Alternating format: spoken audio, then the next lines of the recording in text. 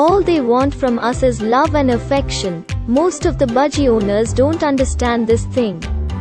All they want to do is tame their birds. To tell you the truth, this is not the right way.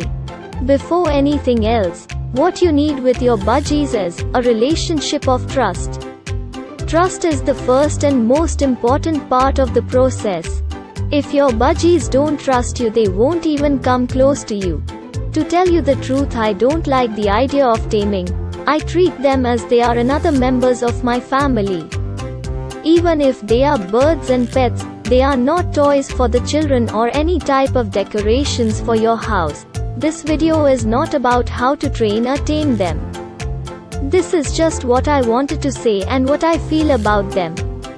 So if you want to make them happy, then treat them as a part of your family, and one day they will realize this as well.